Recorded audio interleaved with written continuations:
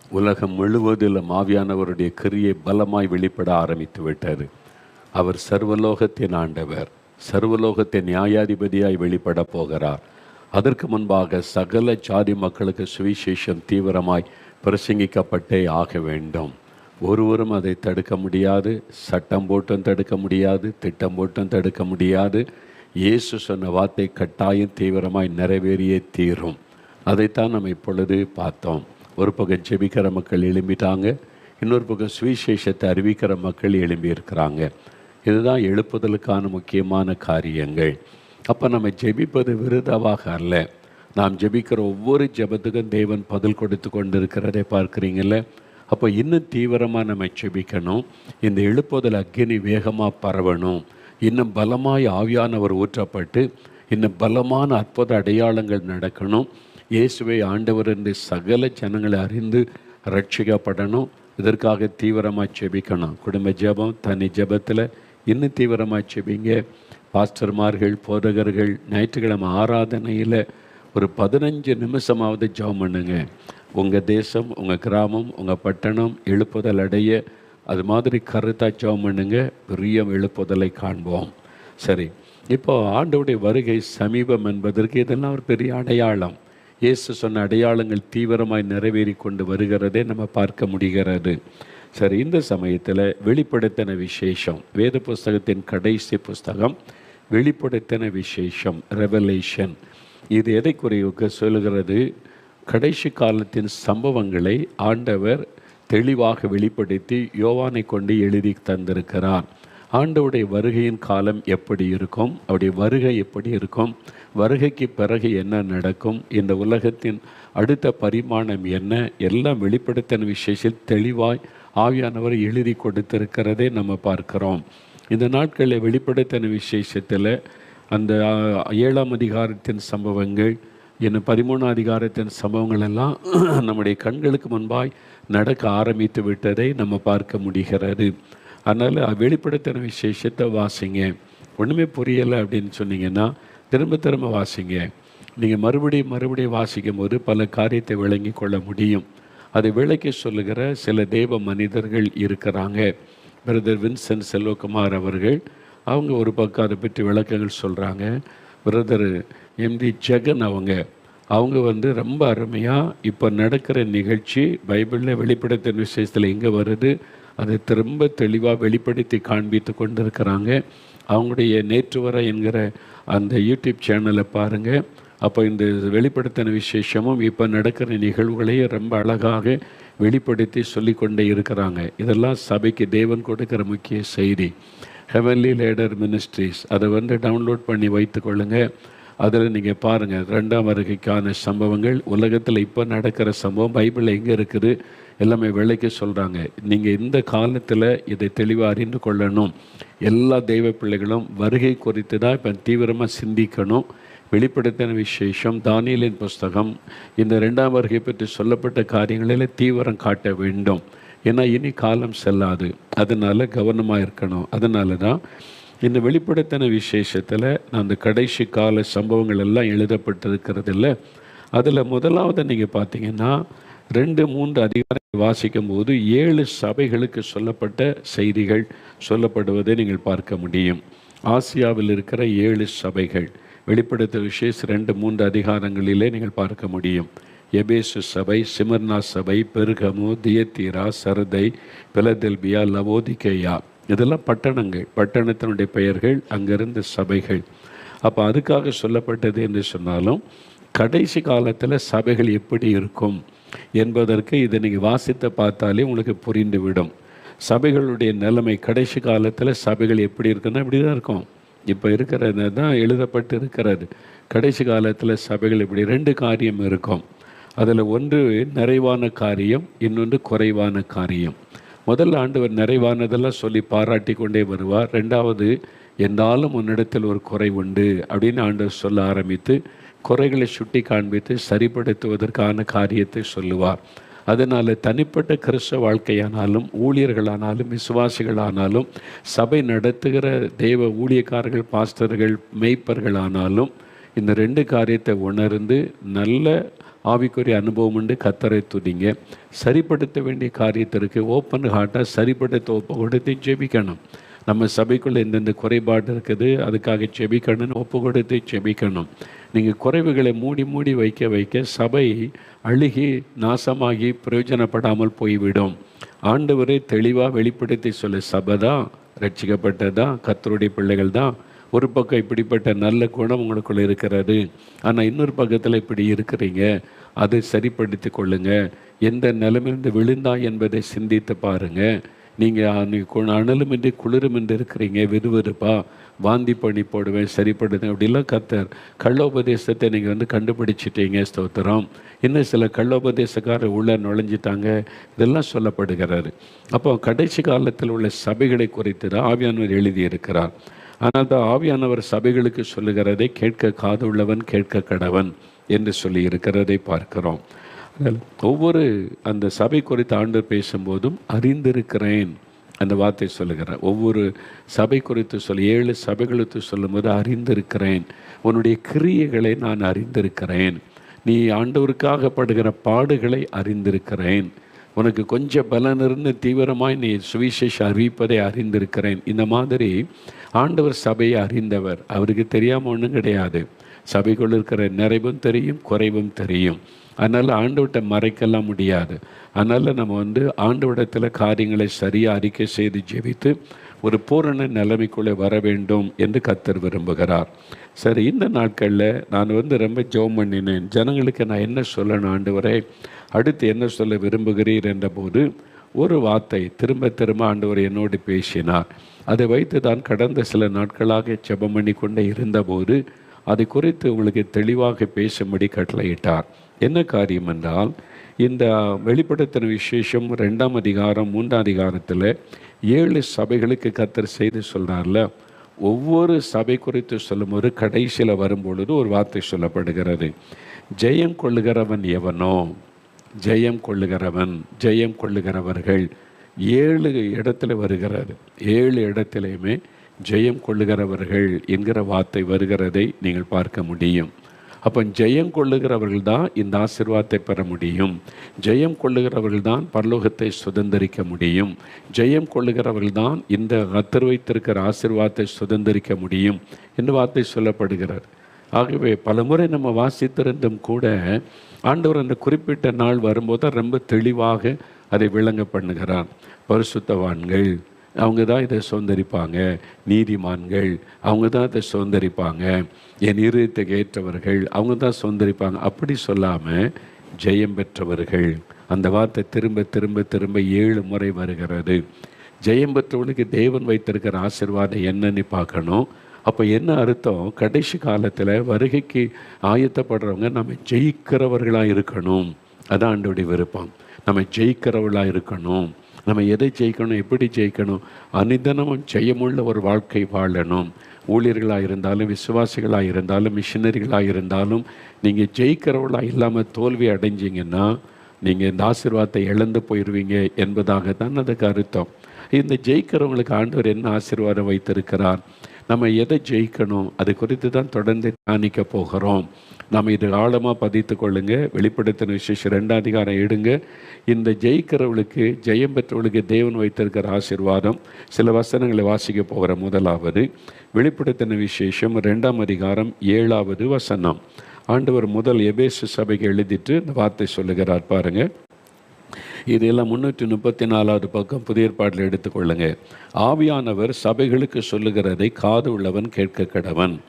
ஜெயம் கொள்ளுகிறவன் எவனோ அவனுக்கு தேவனுடைய பரதீசின் மத்தியில் இருக்கிற ஜீவ விருட்சத்தின் கனியை புசிக்க கொடுப்பேன் என்று எழுது. ஆண்டவர் சொல்லி இருக்கிறார். ஜெயம் கொள்ளுகிறவனுக்கு தேவனுடைய பரதீசின் மத்தியில் இருக்கிற ஜீவ விருட்சத்தின் கனியை புசிக்க கொடுப்பேன். இது ஒரு பெரிய ஆசீர்வாதம். ஜீவ விருட்சம், அது அந்த கனியை ஆண்டவர் புசிக்க கொடுப்பாராம். அந்த ஒரு ஆசீர்வாதம் நமக்கு எழுதப்பட்டிருக்கிறது ஜெயிக்கிறவர்களுக்கு என்பதாக வாசிக்கிறோம். 2வது பாருங்கள், வெளிப்படுத்தின விசேஷம் 2ஆம் அதிகாரம் 11ஆம் வசனத்தில் ஆண்டவர் சொல்லுகிற ஒரு காரியம். ஆவியானவர் சபைகளுக்கு சொல்லுகிறதை காது உள்ளவன் கேட்க கடவன். ஜெயம் கொள்ளுகிறவன் 2ஆம் மரணத்தினால் சேதப்படுவது இல்லை என்று எழுது. ஜெயம் கொள்ளுகிறவர்கள் தான் இரண்டாம் மரணத்தினால் சேதப்படுவது இல்லை. அப்போ நம்ம ஜெயிக்கணும், ஜெயம் பெற்றவளாக இருக்கணும். அப்போ தான் இந்த ஆசீர்வாதத்தை சுதந்திரிக்க முடியும் என்பதை ஆண்டவர் தெளிவுபடுத்துகிறார். மறுபடியும் 3வது வெளிப்படுத்தின விசேஷம் 2ஆம் அதிகாரம் 17வது வசனம் பாருங்கள்.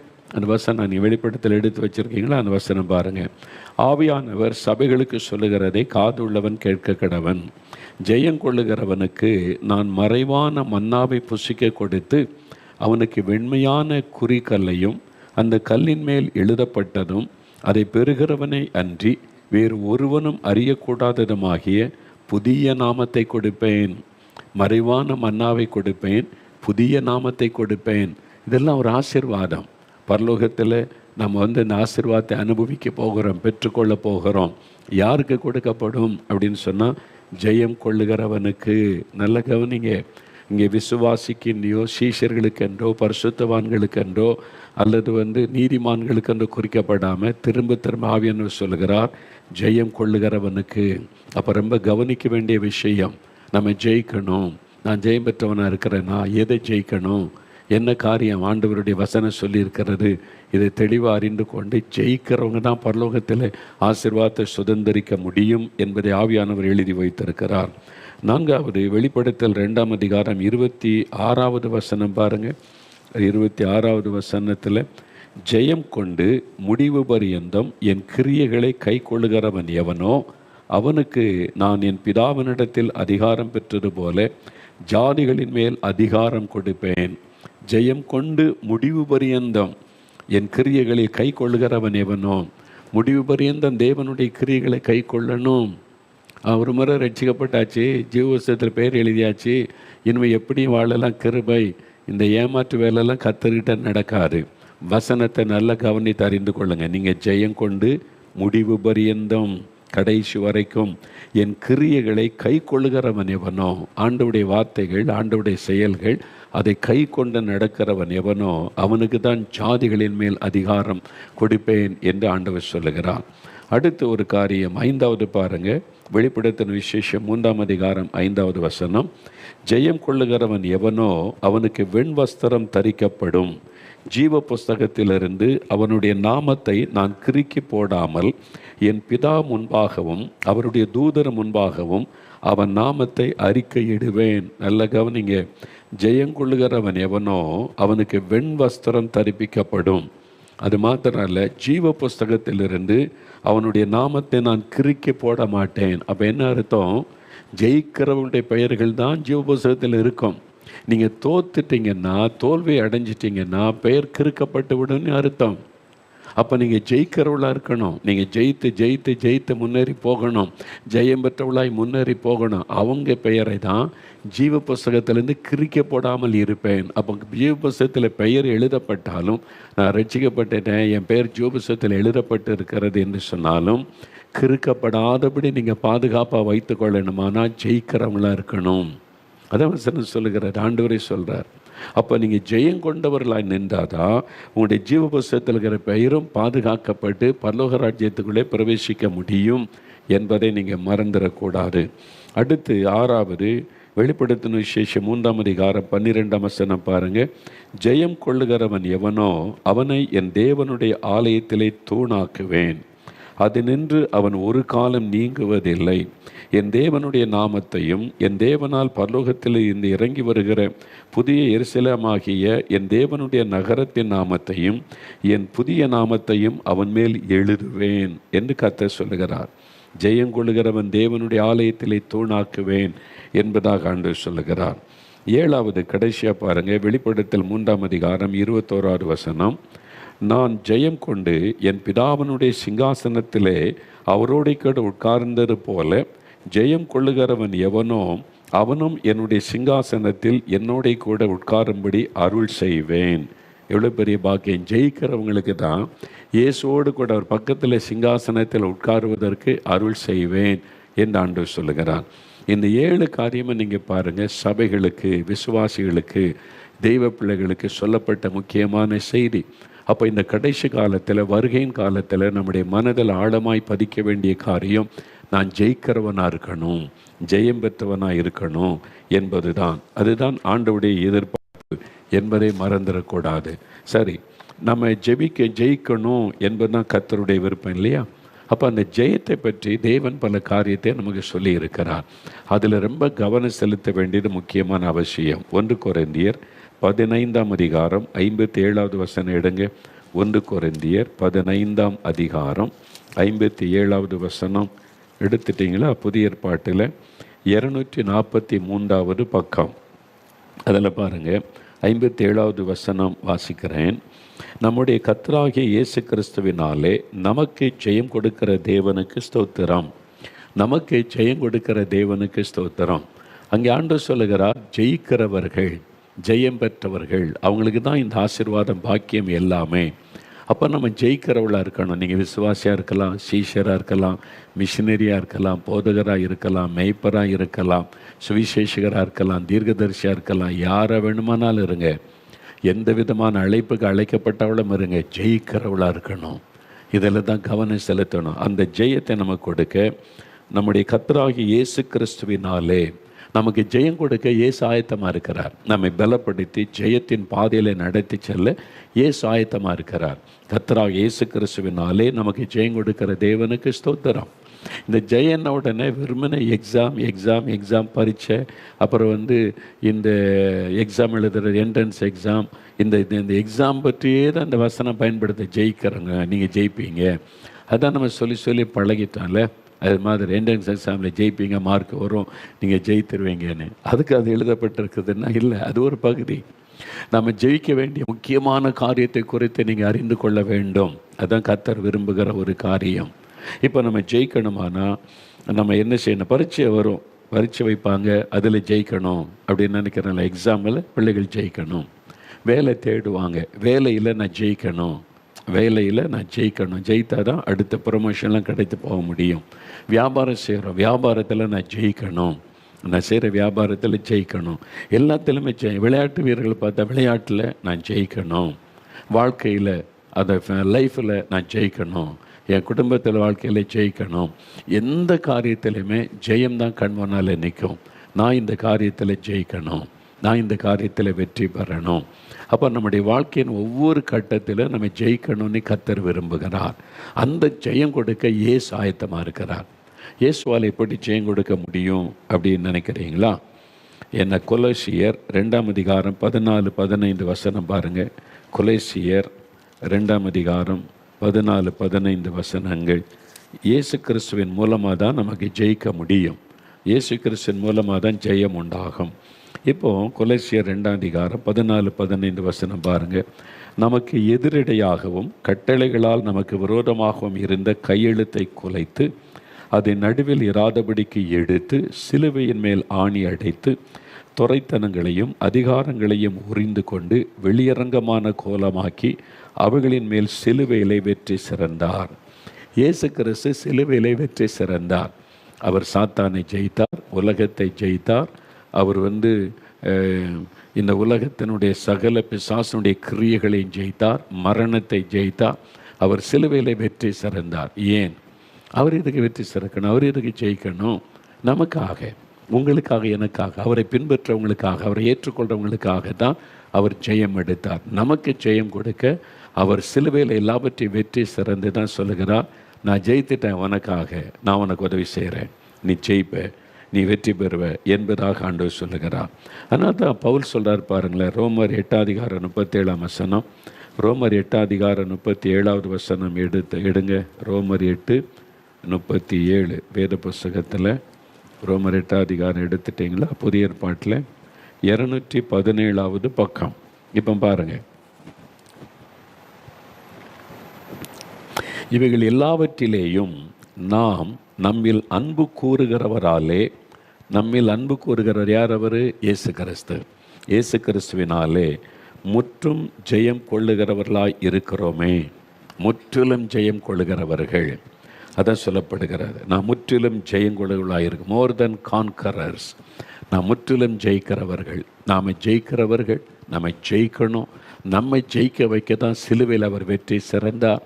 நம்ம ஜெயம் பெற்றவர்களாய் நின்றாதான் பரலோகத்தின் பாக்கியத்தை, அந்த ஆசீர்வாதங்களை சுதந்திரித்து கொள்ள முடியும். அதனால் எதை நம்ம ஜெயிக்கணும்? நீங்கள் பாருங்கள், இங்கே பவுல் சில காரியம் சொல்கிறாரு.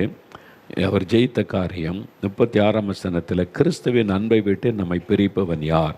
உபத்திரவமோ, வியாகுலமோ, துன்பமோ, பசியோ, நிர்வாணமோ, நாசமோசமோ, பட்டயமோ, இவைகள் எல்லாவற்றிலும், அதாவது பாடுகள், உபத்திரவங்கள், நெருக்கங்கள், துன்பங்கள் எல்லாவற்றையும் ஜெயிக்கும்படிக்கு ஆண்டவர் கிருபை தருகிறார். அதனால் தான் 38ஆம் வசனத்தில், மரணமானாலும் ஜீவனானாலும் தேவ தூதர்களானாலும் அதிகாரங்களானாலும் வல்லமைகளானாலும் நிகழ்காரியங்களானாலும் வருங்காரியங்களானாலும் உயர்வானாலும் தாழ்வானாலும் வேறு எந்த சிருஷ்டியானாலும் நம்முடைய கர்த்தராகிய கிறிஸ்து இயேசுவின் மேல் உள்ள தேவனுடைய அன்பை விட்டு நம்மை பிரிக்க மாட்டாது என்று நிச்சயித்திருக்கிறோம். நாம் ஜெயிக்கிறவர்கள். உபத்திரவங்கள், பாடுகள், நெருக்கங்கள் எது வேண்டுமானாலும் வரட்டும், நம்மை ஜெயம் பெற்றவளாக இருக்கணும். அதுக்கு தான் இயேசு சிலுவையிலே வெற்றி சிறந்தார். ஆண்டவர் நம்ம ஜெயிக்கொண்டா விரும்புகிறார். நீங்கள் வேத புஸ்தகம் முழுவதுமே பாருங்களேன். தானியேல் 6ஆம் அதிகாரம் 28ஆம் வசனம் வாசித்தால், தானியேலின் காரியம் ஜெயமாயிருந்தது. தானியேலின் காரியம் ஜெயமாயிருந்தது. தானியேல் பாபிலோன் தேசத்துக்கு கொண்டு வரப்பட்ட போது பல போராட்டம், பல நெருக்கங்கள், எல்லாத்திலும் ஜெயித்து ஜெயித்து ஜெயித்து ஜெயம் பெற்றவராய் முன்னேறி தான் உயர்ந்த நிலைமைக்கு வந்தார். தானியேலின் காரியம் ஜெயமாயிருந்தது. யோசேப்புடைய வாழ்க்கையை பாருங்கள். ஆதியாகமம் 39:2-3 பார்த்தா, கர்த்தர் யோசேப்போடு கூட இருந்தார், காரிய சித்தி உள்ளவனானார், செய்ததெல்லாம் வாய்த்ததுன்னா என்ன அர்த்தம்? சக்ஸஸ், வெற்றி. அவர் எதை செய்தாலும் அதில் ஜெயம், எதை எடுத்தாலும் அதில் வெற்றி. அதான் வேதம் சொல்லுகிறாரு. தாவீதுடைய வாழ்க்கையில் பாருங்கள், யுத்தத்தில் எங்கேயுமே தோல்வி அடையலை, போன இடமெல்லாம் வெற்றி. அது மாதிரி ஜெயம் கொடுத்து ஆண்டவர் நடத்தினார். இப்போ நம்முடைய வாழ்க்கையில் நம்ம எதை ஜெயிக்கணும், நம்ம ஜெயம் பெற்றவளாக இருக்குன்னு கர்த்தர் சொல்கிறான்னு சொல்கிறீங்களே. நம்ம நிறைய உலக காரியத்தில் தான் நிறைய கவனம் செலுத்தி, எக்ஸாம் படி, அப்புறம் வேலை, பிஸ்னஸ்ஸு, அப்புறம் இந்த காரியத்திலெல்லாம் எனக்கு வெற்றி உண்டாகணும், நான் செய்கிறதெல்லாம் வாய்க்கணும், உலக காரியத்தை சிந்திக்கிறோம். ஆவிக்குரிய காரியத்தில் ஜெயிக்கணும். ஆவிக்குரிய காரியத்தில், ஸ்பிரிச்சுவல் காரியத்தில் நம்ம ஜெயம் பெற்றவளாக நிற்கணும். அதான் ஆண்டவர் எதிர்பார்க்கிற ஒரு காரியம். ஏன்னா நம்முடைய போராட்டம் ஆவிக்குரிய உலகத்தோட. நமக்கு விரோதமாக போராடுகிற 3 காரியம் இருக்கிறாரு. அதைத்தான் உலகம், மாமிசம், பிசாசு. முதல் எதிரி எங்கே தெரியுமா? நம்முடைய சரீரம்தான். இங்கே தான் போராட்டம் ஆரம்பிக்குது. நம்முடைய சரீரம்தான் நம்முடைய ஆவிக்குரிய வாழ்க்கைக்கு முதல் எதிரி. அப்போ இதை சரீரம், மாம்சம் ஆவிக்கு விரோதமாய் போராடுகிறாரு. இதை ஜெயிக்கணும், மாம்சத்தை ஜெயிக்கணும், மாம்ச இச்சைகளை, ஆசைகளை நம்ம ஜெயிக்கணும் முதலாவது. ரெண்டாவது, உலகம், நம்மை சுற்றி இருக்கிற காரியம்லாம் நமக்கு விரோதமாய் போராடி நம்மை வீழ்த்த பார்க்கிறது, கரைப்படுத்த பார்க்கிறது. உலக பிரச்சனைகள், உலக போராட்டங்கள், உலக தேவைகள், குடும்பத்தில் பிரச்சனை, வேலையில் பிரச்சனை, அதில் நம்மளை ஜெயிக்க பார்க்கறது. நாம் அதை ஜெயிக்கணும், உலகத்தை ஜெயிக்கணும். அன்று சொல்லலை, நீங்கள் திடன் கொள்ளுங்கள், நான் உலகத்தை ஜெயித்தேன் அன்று சொல்கிறார்ல. உலகத்தில் உபத்திரம் உண்டு, ஆனாலும் திடன் கொள்ளுங்கள் என் ஆண்டு சொல்கிறார்ல. நான் உலகத்தை ஜெயித்திருக்கிறேன், அதனால் நீங்கள் ஜெயிப்பீங்க. நம்ம ஜெயிக்கிறவளாக இருக்கணும். சோர்ந்து போய், தோல்வி அடைஞ்சு, பின்மாற்றத்தில் போய் அல்ல, ஜெயம் பெற்றவர்களாக நிற்கணும். அவங்க தான் என் ஆசீர்வாதத்தை சுதந்திரிக்க முடியும்னு கர்த்தர் பேசுகிறார். முன்னாவது பிசாசு, கண்ணுக்கு தெரியாத ஒரு எதிரி. முதல்ல நம்முடைய சரீரம் நமக்கு விரோதமாக யுத்தம் பண்ணுகிறது, உலகம் நமக்கு விரோதமாக யுத்தம் பண்ணுகிறது. கண்ணுக்கு தெரியாத எதிரி ஆகிய பிசாசு, ஆவிக்குரிய உலகத்தில் இந்த கிரியை செய்கிற பிசாசும் அவனுடைய சேனைகளை நமக்கு விரோதமாக யுத்தம் பண்ணுது. அதெல்லாம் நம்ம ஜெயிக்கணும். என்னங்க பயமுறுத்துறீங்க, இவ்வளோ காரியம் இருக்குதா, இதெல்லாம் ஜெயிக்க முடியுமா? ஜெயிக்க முடியும், நீங்கள் ஜெயிக்கணும். அதுக்கு தான் ஆண்டவர் பேசுகிறார். அப்போ என்ன மாதிரி இந்த போராட்டங்கள் வரும், நாம் எப்படி அதை ஜெயித்து ஜெயம் பெற்றவர்களாக இயேசுவை சந்திக்கணும். அவர் ஜெயித்தவர், அவருடைய நாமத்தினாலே நம்ம ஜெயிக்க முடியும்.